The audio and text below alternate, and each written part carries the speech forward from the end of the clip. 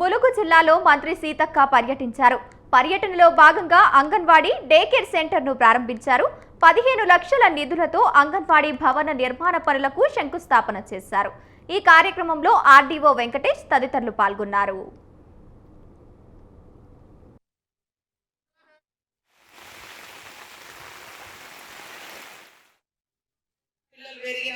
లేదా గ్రామస్తులైనా ఇక్కడ అందరూ కూర్చోవడానికి అది ఇది ఉన్న తర్వాత దాన్ని కూడా ఏది వేరే దానికి ఉపయోగించవచ్చు. కాబట్టి అంగన్వాడీ సెంటర్ ను మనం తొందరగా కట్టుకోవాలి. పిల్లల్ని ఉయ్యాల వేసే పిల్లలతో సహా అంగన్వాడీ బడికి పోయేంత వరకు 3 ఏళ్ల వరకు ఆ క్రష్ సెంటర్ లో పెడతాం. క్రష్ సెంటర్ అంటే ఒక అమ్మలాగా ఇద్దరు ఉంటారు, ఆయనను ఒక ఇద్దరు, వాళ్ళిద్దరు ఆ పిల్లల్ని ఆడియాలి పాడియాలి, మంచిగా కళ్ళు లెక్క చూసుకోవాలి. మళ్ళీ మీరు పని వచ్చాక మళ్ళీ సాయంత్రం మీ పిల్లల్ని తీసుకోవాలి. అందుకోసం అనేది ఇది ఇప్పుడు పెట్టాం. ఇది సిటీలలో ఉంటుంది, నౌకర్దారులు ఉంటారు కదా, ఆ లేడీస్ కూడా నౌకరు పెట్టారు. ఆడ ఇన్ని పైసలు పెట్టి 5,000 10,000 పిల్లలు ఆడిస్తారు, పైసలు పెట్టి పోతారు. వాళ్ళు ఆడిస్తారు పాడిస్తారు, మళ్ళీ పడి వాళ్ళ నౌకరు వేరాగానే మళ్ళీ పిల్లలు తీసుకొని పోతారు. అట్లా మీరు కూలి వేరాగానే రైతులు ఎదుర్కొంటున్న సమస్యకు పరిష్కారాలు చూపడమే లక్ష్యంగా మెగా కిసాన్ మేళా నిర్వహిస్తున్నట్లు ప్రభుత్వ చీఫ్ విప్ స్థానిక ఎమ్మెల్యే జీవి ఆంజనేయులు తెలిపారు. పల్నాడు జిల్లా వినుకొండ వ్యవసాయ మార్కెట్ యార్డులో ఏర్పాటు చేయనున్నట్లు చెప్పారు. వ్యవసాయ రంగంలో నూతన పద్ధతులు, యాంత్రీకరణ ప్రాధాన్యంపై రైతులకు అవగాహన కల్పించడమే ఈ మేళా ముఖ్య ఉద్దేశమన్నారు. ఈ మేళాలో 150కి పైగా స్టాళ్లను ఏర్పాటు చేయనున్నట్లు తెలిపారు. వ్యవసాయ శాఖ మంత్రి అచ్చెన్నాయుడు ఈ మెగా కిసాన్ మేళాను ప్రారంభించనున్నట్లు పేర్కొన్నారు. ఆర్థిక ప్రగతి ఎన్డీఏ ప్రభుత్వ లక్ష్యం. ప్రతి రైతు లక్షల ఆదాయాన్ని సంపాదించాలని నా ఆలోచన. ఆచార్య ఎన్జీ రంగా యూనివర్సిటీ నుండి సీనియర్ సైంటిస్టుల్ని పండ్ల తోటలో మెలకువల గురించి, వివిధ రకాల పంటల గురించి, సస్యరక్షణ గురించి వివిధ రకాలైనటువంటి సలహాలు సూచనలు సైంటిస్టులు వచ్చి చెప్తారు. 150 స్టాల్స్ 19వ తారీఖున మనం వినుకొండలో ఏర్పాటు చేస్తున్నారు. రైతులకు ఎంతో ఉపయోగపడేటువంటి ఈ ఎగ్జిబిషన్ సీడ్స్ కంపెనీ వాళ్ళు, ఫెర్టిలైజర్స్ కంపెనీ వాళ్ళు, డ్రిప్ ఇరిగేషన్ కంపెనీ వాళ్ళు, ట్రాక్టర్ కంపెనీలు, మెషినరీ ఎక్విప్మెంట్, రైతులకు ఒక విజ్ఞానము, ఎక్కువ దిగుబడులు సాధించి మంచి లాభాలు సాధించడానికి ఈ మెగా కిసాన్ మేళా ఎంతో ఉపయోగపడుతుంది రైతులకి. అందుకోసం రండి, వేలాది మంది రైతులు తరలొచ్చి 19వ తారీఖు జరిగే మెగా కిసాన్ మేళాను విజయవంతం చేయాలని రైతు సోదరులందరికీ విజ్ఞప్తి చేస్తున్నా. 9 గంటలకే ట్రాక్టర్ ర్యాలీ ప్రారంభమవుతుంది. రైతు సోదరులందరూ కూడా ట్రాక్టర్లు వేసుకొని ర్యాలీగా అందరూ కలిసి వెళ్ళడం జరుగుతుంది. 10 గంటలకు జెడ్పీటీసీ ఉప ఎన్నికల్లో చిత్తుగా ఓడిపోయి ఎదుటి వారికి శాపనార్థాలు పెట్టడంపై ఉన్న ఉత్సాహం, స్వాతంత్ర దినోత్సవం నాడు జాతీయ జెండాను మొక్కడం ఎందుకు రాలేదు జగన్మోహన్ రెడ్డి అని నిలదీశారు ఎమ్మెల్యే ఆదిరెడ్డి శ్రీనివాసు. పులివెందుల ఒంటిమిట్ట జెడ్పీటీసీ ఎన్నికల ఓటమి దెబ్బకు జగన్కు మతి స్థిమితం కోల్పోయి ఆఖరికి జాతీయ జెండా ఆవిష్కరణ కూడా చేయలేని పరిస్థితిలో ఉన్నారని విమర్శించారు. పులివెందులలో ఓటమి దెబ్బకు జాతీయ జెండాను కూడా ఆవిష్కరించలేని నిస్సహాయకుడు జగన్ అని అంటున్నారు. చిత్తుగా ఓడిపోయిన వైఎస్ఆర్ కాంగ్రెస్ పార్టీ, ఆ పార్టీ అధ్యక్షులు జగన్మోహన్ రెడ్డి ఎదుటివారి పైన శాపనార్థాలు పెట్టడానికి ఆయనకు ఉత్సాహం ఉంది, కానీ జాతీయ జెండాని ఆవిష్కరించడంలోని ఉత్సాహం ఎందుకు చూపించట్లేదు అన్నది మీ సూటిగా ఒకటే ప్రశ్న. శాపనార్థాలు పెట్టడానికి ఆయనకి చాలా ఉత్సాహం ఉంది, టైం ఉంది, ప్రెస్ మీట్ కి టైం ఉంది, కానీ జాతీయ జెండా ఆవిష్కరించడానికి జగన్మోహన్ రెడ్డి గారికి టైం లేదా? ఈ యొక్క పులివెందుల ఒంటిమిట్ట జెడ్పీటీసీ ఎన్నికల్లో ఓటమి దెబ్బతో మతి స్థిమితం కోల్పోయి జెండా ఆవిష్కరణ చేయలేదన్నది ప్రజలు మాట్లాడుకుంటున్న మాటలు. ఆ ఓటమి చూసిన తర్వాత నిస్సహాయతతో ఇలాగ చేసేరా ఏంటన్నది వాళ్ళు అనుకుంటున్నారు. లిక్కర్ స్కామ్ అనేది చంద్రబాబు అల్లిన కట్టుకథ అని విమర్శించారు వైసీపీ జిల్లా అధ్యక్షులు అనంత వెంకటరామస్వామి. రామారెడ్డి సెంట్రల్ జైలు వద్ద ఆయన మాట్లాడుతూ మిథున్ రెడ్డి మానసికంగా చాలా ధైర్యవంతుడని, కరిగిన ముత్యంలా బయటకు వస్తారని తెలిపారు. చంద్రబాబు నాయుడు గారు అల్లిన కట్టుకథ, ఆ కట్టుకథ ఆధారంతోనే ఈరోజు సిట్ అధికారులు కూడా ఎంక్వైరీ చేస్తూ సరైన ఆధారాలు లేకపోయినా కూడా కాలయాపనతో వీళ్ళందరూ కూడా గడుపుతున్నారు. మరీ ముఖ్యంగా జగన్మోహన్ రెడ్డి గారికి ఎవరైతే సన్నిహితంగా ఉంటారో వారిని మాత్రం జైలు పాలు చేస్తే వైఎస్ఆర్ కాంగ్రెస్ పార్టీని మానసికంగా కూడా, అంటే కార్యకర్తలను కానీ నాయకులు కానీ మానసికంగా అధైర్యపరచవద్దని, లేకపోతే జగన్మోహన్ రెడ్డి గారిని మానసికంగా వేధించవచ్చని చెప్పేసి, ఈ పార్టీని బలహీనపరచదని చెప్పేసి భావించే ఈ అరెస్టులు, ఈ తప్పుడు కేసులు ఇవన్నీ కూడా పెడతా ఉన్నారు. కొంతమంది జైలు పాలు చేస్తున్నారు. నియోజకవర్గాల్లో కూడా కొంతమంది స్ట్రాంగ్ నాయకులను అందరినీ కూడా ఏదో రకంగా తప్పుడు కేసులు పెట్టి నియోజకవర్గాల్లోకి వారి సొంత ఊర్లోకి కూడా పోనీకోకుండా కూడా చేసే పరిస్థితి కూడా ఈరోజు కూడా ఉంది. ఈరోజు కోర్టు అనేది కూడా చాలా స్పష్టంగా కూడా అన్ని ఫెసిలిటీస్ కూడా పార్లమెంటు సభ్యులకు వారికి ఇవ్వమంటే ఫెసిలిటీస్ మాత్రం ఇచ్చినామని చెప్పి కోర్టుకు తప్పుడు చెప్తున్నారు. కానీ ఇక్కడ జైల్లో మాత్రం ఎక్కడ కానీ ఫెసిలిటీస్ మాత్రం కల్పించలేదు. కేవలం ఈరోజు మనకి జిల్లాల పేరులో మార్పుల్లో ఎన్టీఆర్కు అన్యాయం, వైఎస్ఆర్కు న్యాయం వెనుక ఆంతర్యం ఏమిటని ప్రశ్నించారు ఆర్పీసీ వ్యవస్థాపక అధ్యక్షుడు మేడా శ్రీనివాస్. ఆంధ్రప్రదేశ్ విభజన అనంతరం పాలకు సాధించిన ఏమైనా ఉందా అని నిలదీశారు. 13 జిల్లాలను 26 జిల్లాలుగా విభజించడమేనా? అభివృద్ధి లేని రాష్ట్రంగా జిల్లాల విభజన ఎవరి కోసం, ఎందుకోసం అని ప్రశ్నించారు. అవినీతి పాలకులతో అమాయక ఆంధ్రులు విలవిల్లాడుతున్నారని తెలిపారు. ఈరోజు ఆంధ్రప్రదేశ్లో ఒక వింత పోకడ జరుగుతుంది. రాష్ట్ర విభజన జరిగి సుమారు 12 ఏళ్ళు అయింది. ఈ 12 ఏళ్ళలో అభివృద్ధి అనేది ఎక్కడా కనపడడం లేదు. అసలు ప్రజలకి హక్కులని ఉన్నాయో లేదో తెలియదు. ఉపాధి అవకాశాలు లేవు. లేకపోగా ఏ జిల్లా కూడా అభివృద్ధి చెందలేదు. ఈరోజు జిల్లాల అభివృద్ధి చెందకపోగా రాష్ట్ర ప్రభుత్వం చేస్తున్నటువంటి ఘనకార్యం ఏంటంటే జిల్లాలను మరలా విస్తరిస్తున్నారు. అంటే 13 జిల్లాలు ఉండి 26 జిల్లాలు చేశారు. ఇప్పుడు మళ్ళీ 32 జిల్లాలు చేస్తానంటున్నారు. దీనివల్ల ఉపయోగం ఏంటి? ఏదైనా ఏ జిల్లాకైనా ఈ ప్రాజెక్ట్ ఉంది, ఈ ప్రాజెక్టు ద్వారా ఇక్కడ ఈ గ్రామం ఇంత అభివృద్ధి చెందుతుంది అని ఏదైనా ఒక క్యాల్కులేషన్స్ ప్రజలకి ఒక భరోసా ఇచ్చేటటువంటి ప్రభుత్వాలు కావాలి. మీరు జగన్మోహన్ రెడ్డి గారు 26 జిల్లాలు చేశారు, మీరు 32 చేశారు. రేపు పొద్దున్న 50 జిల్లాలు అవడానికి అవకాశాలు ఉన్నాయి. ఇది కాదు పాలన అంటే. ఇది కాదు ఒక గొప్ప ప్రభుత్వం అనిపించుకోవాలంటే మొట్టమొదట మీరు ప్రజలకి ఒక భరోసా, నమ్మకం, ఉద్యోగ ఉపాధి అవకాశాలు ఇవన్నీ కనపడాలి. ఎంత వింత పరిస్థితులు అంటే కర్నూలు జిల్లా అదోని మున్సిపల్ ఎక్స్ ఆఫీషియో మెంబర్గా ఎమ్మెల్సీ బీటీ నాయుడు ప్రమాణ స్వీకారం చేశారు. ఆయన రాజకీయ గురువు మీనాక్షి నాయుడు ఆశీస్సులు తీసుకున్నానని తెలిపారు. బీటీ నాయుడు చేత మున్సిపల్ కమిషన్ కృష్ణ ప్రమాణ స్వీకారం చేయించారు.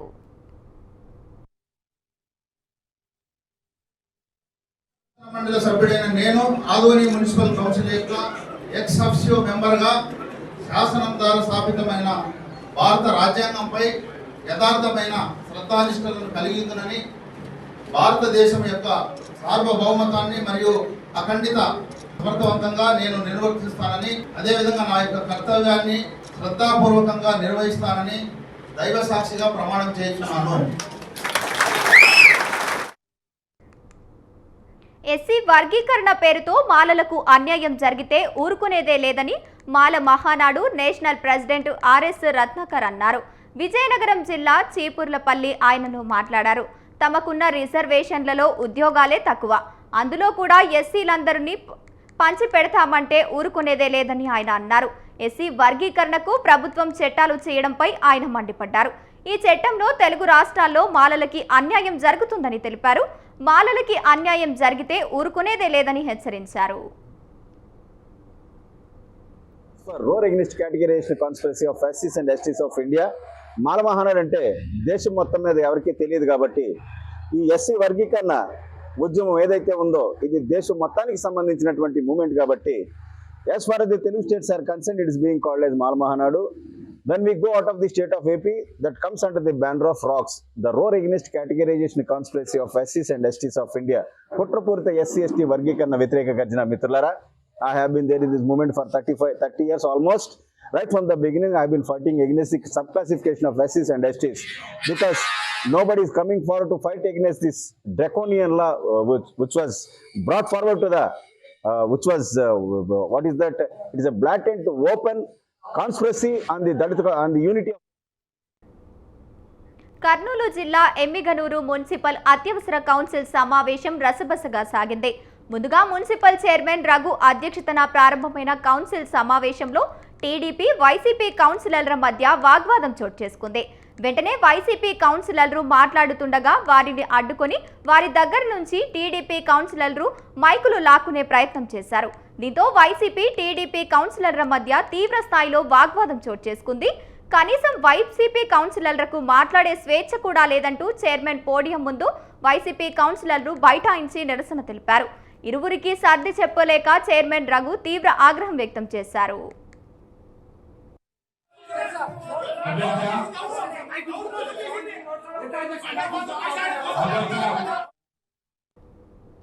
పాఠశాలల్లోకి విద్యార్థి సంఘ నాయకులను అనుమతించరాదంటూ రాష్ట్ర ప్రభుత్వం విద్యాశాఖ మంత్రి నారా లోకేష్ జారీ చేసిన జీవో నంబర్ 30ని రద్దు చేయాలని డిమాండ్ చేస్తూ అనంతపురం జిల్లా గుంతకల్లులో వైసీపీ విద్యార్థి విభాగం ఆధ్వర్యంలో నిరసన తెలిపారు. పాఠశాలల్లోకి విద్యార్థి సంఘం నాయకులను అనుమతించరాదని విద్యాశాఖ ఉత్తర్వులను జారీ చేసిందని, ఉత్తర్వులను వెంటనే రద్దు చేయాలని డిమాండ్ చేశారు. జీవో నంబర్ను రద్దు చేసుకుంటే పెద్ద ఎత్తున ఆందోళన చేస్తామని హెచ్చరించారు. ప్రధాన కార్యదర్శి ఈరోజు వైఎస్ఆర్ కాంగ్రెస్ పార్టీ విద్యార్థి విభాగంగా ఈరోజు గుంతకల్ పట్టణంలో ఉన్నటువంటి అంబేద్కర్ విగ్రహం కాడ నిరసన కార్యక్రమం చేయడం జరిగింది. ఇది ఎందుకోసం చేస్తున్నామంటే రాష్ట్రంలో ఉన్నటువంటి తెలుగుదేశం పార్టీ కూటమి ప్రభుత్వం అధికారం లేకొచ్చి సంవత్సరంన్నర అవుతున్నప్పటికీ విద్యార్థులకు ఇచ్చినటువంటి ఏ హామీలను కూడా నెరవేర్చకుండా ఈ తుంగలోకి తొక్కుతున్నటువంటి పరిస్థితి ఆంధ్రప్రదేశ్ రాష్ట్రంలో చూస్తూ ఉన్నాం. ఈరోజు విద్యార్థి సంఘాలను కానీ ప్రజా సంఘాలని కానీ ప్రభుత్వ పాఠశాలల్లోకి కళాశాలల్లోకి పోకూడదని చెప్పేసి జీవో నెంబర్ 30/67/2025 సంవత్సరంలో ఈ జీవోను విడుదల చేయడం జరిగింది. ఈ జీవోను తెలుగుదేశం పార్టీ కూటమి ప్రభుత్వం ఎందుకోసం ఏర్పాటు చేసింది? విచ్చలవిడిగా విద్యా వ్యాపారం చేసుకోమని ప్రైవేటు కార్పొరేట్ విద్యా సంస్థలకి ఊడిగం చేస్తూ ఈ జీవోను తేవడం ఎంతవరకు కరెక్ట్ అయ్యా అని చెప్పేసి ఈరోజు కూటమి ప్రభుత్వాన్ని అడుగుతా ఉన్నాం. రాష్ట్ర వ్యాప్తంగా కూడా విద్యా వ్యాపారం ఏ విధంగా జరుగుతూ ఉన్నదన్నది ఈ కూటమి ప్రభుత్వానికి. అల్లూరు జిల్లా చింతూరు ఏజెన్సీలో ఆంధ్రప్రదేశ్ వర్కింగ్ జర్నలిస్టు యూనియన్ 69వ ఆవిర్భావ దినోత్సవ వేడుకలు ఘనంగా జరిగాయి. ఈ వేడుకల్లో భాగంగా ముందుగా చింతూరు గాంధీ విగ్రహానికి పూలమాలలు వేసి నివాళులర్పించారు యూనియన్ అధ్యక్షులు. అనంతరం ప్రభుత్వ ఆసుపత్రిలో రోగులకు పండ్లను పంపిణీ చేశారు.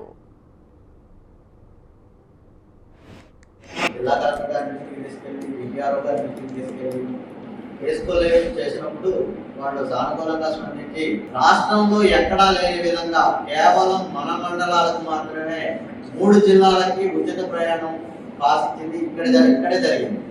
అది కేవలం ఏపీయూడబ్ల్యూసీ వల్లే జరిగింది. దీన్ని మాత్రం మేము చేయగలం. అలాగే ఆంధ్ర రాష్ట్రంలో ప్రాసిక్యూషన్ కోసం మొదటిగా ఏర్పడిన సంస్థ ఇది జర్నలిస్టులు యూనియన్కి. పెద్దపల్లి జిల్లా మంతనిలో సర్దారు సర్వాయి పాపన్న గౌడ్ జయంతి వేడుకలు ఘనంగా జరిగాయి. ఈ సందర్భంగా ఆయన విగ్రహానికి పూలమాల వేసి నివాళులు అర్పించారు మంతని మాజీ ఎమ్మెల్యే పుట్టా మాధు. సర్దారు సర్వాయి పాపన్న స్ఫూర్తితో బడుగు బలహీన వర్గాలు మంతని నియోజకవర్గాన్ని పరిపాలించే విధంగా ముందుకెళ్దామన్నారు. బహుజన యోధుడు సర్దార్ సర్వాయి పాపన్న 375వ జన్మదినాన్ని ఈరోజు మంతని నడిపొట్టులో వారి విగ్రహానికి పూలమాలలు సమర్పించి సంతోషంగా జరుపుకోవడం మా అదృష్టంగా భావిస్తూ, మరి సర్దార్ సర్వాయి పాపన్న 375 సంవత్సరాల క్రితమే చాలా గొప్ప సందేశాన్ని ఇచ్చిండు. ఈ దేశంలో మహనీయుల చరిత్రను తెలువనివ్వకుండా నేటి వరకు నాటి నుండి కప్పిపుచ్చే ప్రయత్నమే కొనసాగుతున్నటువంటి విషయం మనం ఆలోచిస్తే అర్థమవుతుంది. తెలంగాణ ఉద్యమం పుణ్యాన అనేక మహనీయులు అలా వెలుగులోకి వచ్చేది తప్ప అంతకన్నా పూర్వం అసలు తెలంగాణ భారతదేశ చరిత్ర తెలంగాణ ప్రజలకి తెలియదనే విషయం మనందరికీ కూడా అర్థమైపోయింది. సర్దార్ సర్వాయి పాపన్న కావచ్చు. సీఎం ప్రోగ్రామ్స్ కోఆర్డినేటర్గా మాజీ ఎమ్మెల్సీ మంతెన సత్యనారాయణ రాజు నియామకమయ్యారు. పశ్చిమ గోదావరి జిల్లా ఉండి మండలం పందువ్వ గ్రామానికి చెందిన మాజీ ఎమ్మెల్సీ మంతెన వెంకట సత్యనారాయణ రాజును సీఎం కార్యక్రమాలు కోఆర్డినేటర్గా నియమిస్తూ ప్రభుత్వం ఉత్తర్వులు జారీ చేసింది.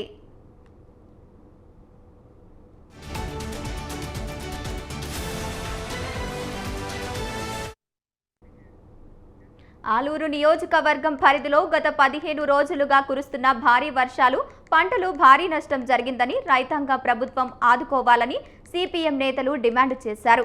కర్నూలు జిల్లాలో పలు గ్రామాల్లో పంటల పరిస్థితిని పరిశీలించారు. పంటలు కుళ్లిపోతున్నాయని, రైతులు తీవ్ర ఇబ్బందులు పడుతున్నారని తెలిపారు. నష్టపోయిన ప్రతి రైతుకు ఎకరాకు 50,000 పరిహారం ఇవ్వాలని, పంటల బీమా ఉచితంగా వర్తింపజేయాలని డిమాండ్ చేశారు. 10-12 రోజులుగా దేవనకొండ మండలంలో కురుస్తున్నటువంటి వర్షాల నేపథ్యంలో చాలా తీవ్రమైన నష్టం రైతాంగానికి జరిగింది. మనం జనగామ జిల్లాలో సర్దారు సర్వాయి పాపన్న జయంతి వేడుకలు ఘనంగా జరిగాయి. వేడుకలు తరగతులు సంక్షేమ శాఖ ఆధ్వర్యంలో స్థానిక కలెక్టర్ కార్యాలయంలో వేడుకలు జరిగాయి. ఈ కార్యక్రమంలో జిల్లా కలెక్టర్ రిజత్ బాషా షేకు, అధికారులు తదితరులు పాల్గొన్నారు.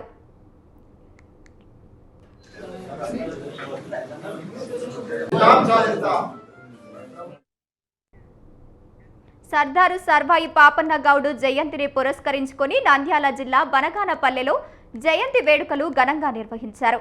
ఆయన విగ్రహానికి పూలమాల వేసి నివాళులర్పించారు గౌడ సంఘం నాయకులు. అనంతరం ఆయన చేసిన సేవలను కొనియాడారు.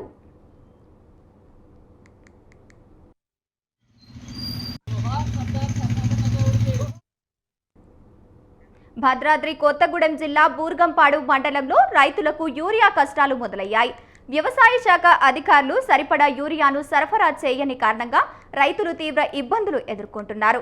రోజుల తరబడి క్యూలైన్లో నిలబడి యూరియా కోసం ఎదురు చూడాల్సిన పరిస్థితి ఏర్పడింది. బూర్గంపాడు మండలంలో రైతు ఆగ్రో సేవా కేంద్రాలను ఉన్నప్పటికీ రైతు ఆగ్రో సేవా కేంద్రాల నుంచి యూరియా పక్కదారి పడుతోందని రైతులు ఆరోపిస్తున్నారు. వ్యవసాయ శాఖ అధికారుల పర్యవేక్షణ లోపం కారణంగా ఆగ్రోస్ రైతా సేవా కేంద్ర నిర్వహణ యూరియాను అక్రమ మార్గంలో అధిక ధరలకు అమ్ముకుంటున్నారని రైతులు ఆగ్రహం వ్యక్తం చేస్తున్నారు. సకాలంలో పంటలు, ఎరువులు వేయకపోతే దిగుబడి తగ్గే అవకాశం ఉందని రైతులు ఆందోళన చెందుతున్నారు. అధికారులు స్పందించి యూరియాను వెంటనే సరఫరా చేయాలని రైతులు డిమాండ్ చేస్తున్నారు.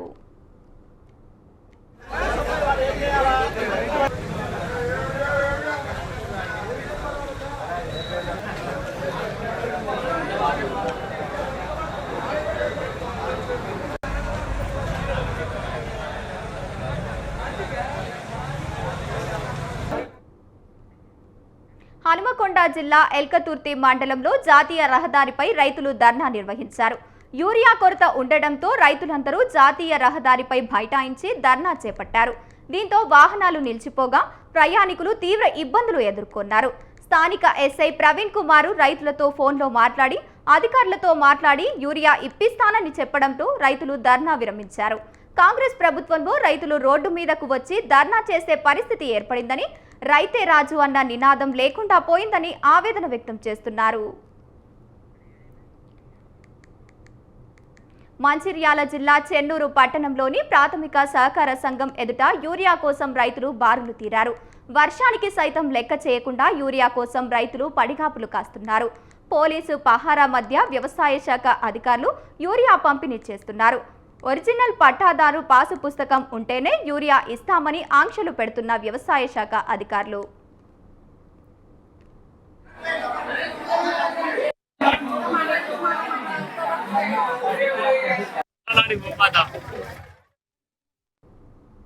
అనంతపురం జిల్లా బొమ్మనహల్ మండలంలో రైతు సేవా కేంద్రం వద్ద యూరియా కోసం రైతులు పడిగాపులు కాస్తున్నారు. వర్షంలోనూ తడుస్తూ ఆందోళన చేపట్టారు. రైతులకు కనీసం 10 బస్తాలైనా ఇవ్వాలని, 2 బస్తాలు ఎక్కడకు సరిపోతాయని అధికారులు నిలదీశారు. సొసైటీలకు ఇవ్వకుండా కేవలం రైతు సేవా కేంద్రానికి మాత్రమే ఇస్తుండటంపై రైతులు మండిపడ్డారు. ప్రస్తుతం నాట్లు వేసి 15 రోజులు దాటినా పైరుకు యూరియా మొదటి దశలో కూడా వేయలేని ఆందోళన వ్యక్తం చేశారు. దీంతో వ్యవసాయదారులు మాట్లాడుతూ యూరియా కోసం ఆందోళన చెందాల్సిన అవసరం లేదని, మరింత యూరియా త్వరలోనే వస్తుందని, అందరికీ ఇస్తామన్నారు. విజయవాడ హైదరాబాద్ జాతీయ రహదారిపై భారీగా ట్రాఫిక్ జామ్ ఏర్పడింది. పండుగలు, వీకెండ్ సెలవులు భారీగా వల్ల నగరవాసులు సొంతూళ్లకు వెళ్లి తిరిగి నగరానికి చేరుకుంటడంతో జాతీయ రహదారులపై భారీగా వాహనాల రద్దీ పెరిగింది. ఉదయం నుంచి అనేక ప్రాంతాల్లో ట్రాఫిక్ సమస్య తలెత్తాయి. సొంతూళ్లకు వెళ్లి తిరిగి నగరానికి వచ్చే వాహనాలతో ఒక్కసారిగా రద్దీ ఏర్పడింది.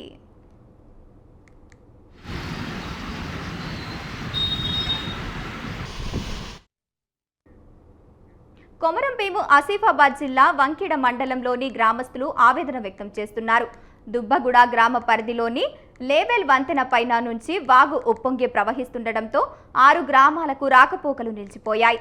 వర్షకాలం వచ్చిందంటే చాలు గుండివాగు మీదుగా వెళ్లేలేని పరిస్థితి ఏర్పడిందంటూ తెలుపుతున్నారు. గుండివాగు మీద బ్రిడ్జ్ నిర్మాణం పూర్తయ్యేలా చర్యలు చేపట్టాలని ప్రజలు కోరుతున్నారు. ఎగువ కురుస్తున్న భారీ వర్షాలు భద్రాచలం వద్ద గోదావరి వరద నీటి మట్టం క్రమంగా పెరుగుతోంది. ప్రస్తుతం గోదావరి నీటి మట్టం 34 అడుగులుగా ఉంది. స్నానఘట్టాల వరకు గోదావరి వరద నీరు చేరడంతో భక్తులు స్నానఘట్టాలు మెట్ల దగ్గర మాత్రమే స్నానాలు చేయాలని, లోతుకు వెళ్లవద్దని అధికారులు సూచిస్తున్నారు. లోతట్టు ప్రాంతాల ప్రజలు అప్రమత్తంగా ఉండాలని అధికారులు ఆదేశించారు. దుమ్మగూడెం మండలంలోని పర్ణశాల రామాలయ స్వామివారి నార చీరల ప్రాంతం నీట మునిగింది. చెర్ల మండలంలోని తాలిపేరు ప్రాజెక్టు 5 గేట్లను 2 అడుగుల మేర ఎత్తి 5670 క్యూసెక్కుల వరద నీటిని అధికారులు దిగువకు వదులుతున్నారు.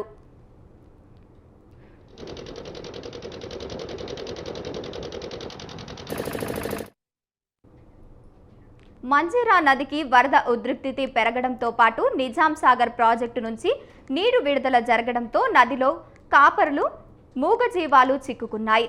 కామారెడ్డి జిల్లా బిచ్కుంక మండలం షెట్లూరు గ్రామంలో భారీ వర్షాల కారణంగా వాగుల్లో నీరు పెరిగి దాదాపు 600 గొర్రెలు, 4 గొర్రెల కాపర్లు, 2 రైతులు చిక్కుకుపోయారు. ఈ విషయాన్ని గ్రామస్తులు ఎమ్మెల్యే దృష్టికి తీసుకెళ్లడంతో స్థానికులు ఎమ్మెల్యే తోట లక్ష్మీకాంతారావు తక్షణమే జిల్లా అధికారులకు సహాయక చర్యలు చేపట్టాలని ఆదేశించారు.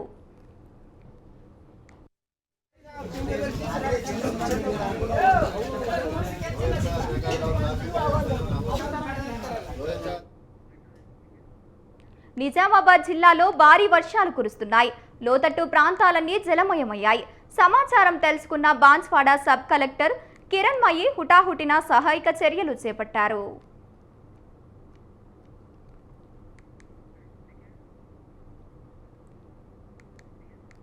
ములుగు జిల్లా ఏటూరు నాగారంలో ఎడతెరిపి లేకుండా వర్షం కురుస్తోంది.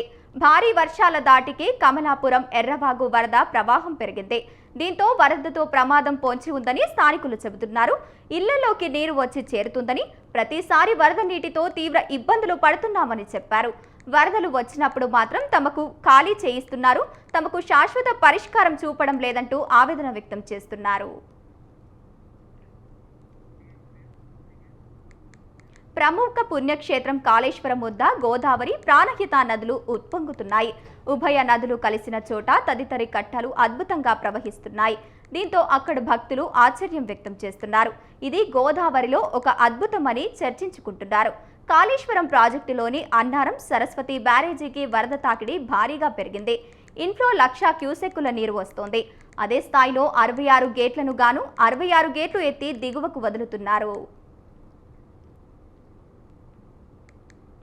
ప్రకాశం జిల్లా సింగరాయకొండ మండలం పాకల సముద్ర తీరాల వెంట వెళ్లే మత్స్యకారులు వాయుగుండం హెచ్చరికల నేపథ్యంలో వేట నిలిపివేశారు. సముద్రంలోకి చేపల వేటకు వెళ్తేనే తమ జీవనం కొనసాగుతోందని చెప్పారు. వర్షాకాలంలో వేట సాగక ఇబ్బందులు పడుతున్నామని మత్స్యకారులు తెలిపారు. ఇలాంటి సమయంలో గతంలో సముద్రంలోకి వెళ్లి దారి తప్పిన రోజులు, తరబడి సముద్రంలో గడిపిన రోజులు ఉన్నాయని మత్స్యకారులు చెబుతున్నారు. అల్లూరు జిల్లా చింతూరు ఏజెన్సీలో 2 రోజులుగా కురుస్తున్న భారీ వర్షానికి ప్రజలు తీవ్ర ఇబ్బందులు పడుతున్నారు. భారీ వర్షానికి కూనవరం శబరి గోదావరి సంగమం వద్ద నీటి మట్టం క్రమంగా పెరుగుతూ 29 అడుగులకు చేరింది. కొండరాజుపేట కాజ్వే పైకి వరద నీరు చేరింది. చింతూరు డివిజన్లో రహదారిపైకి వరద నీరు చేరడంతో పలు గ్రామాలకు రాకపోకలు నిలిచిపోయాయి. భారీ వర్షాలకు మేదుగూడెం, పొల్లూరు రహదారిపైకి నీరు చేరడంతో వాహనదారులు ఇక్కట్లు ఎదుర్కొంటున్నారు.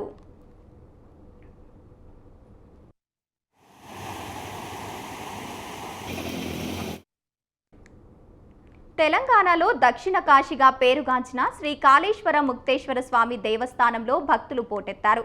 శ్రావణ మాసం చివరి సోమవారం కావడంతో భక్తులు అధిక సంఖ్యలో పాల్గొన్నారు. ముందుగా పవిత్ర త్రివేణి సంగమం గోదావరి నదిలో స్నానమాచరించి కాళేశ్వర ముక్తేశ్వర స్వామికి బిల్వార్చన దళాలతో పూజలు నిర్వహించారు. అనంతరం శుభానందదేవి, సరస్వతి అమ్మవార్లకు ప్రత్యేక పూజలు చేశారు. విద్యార్థులకు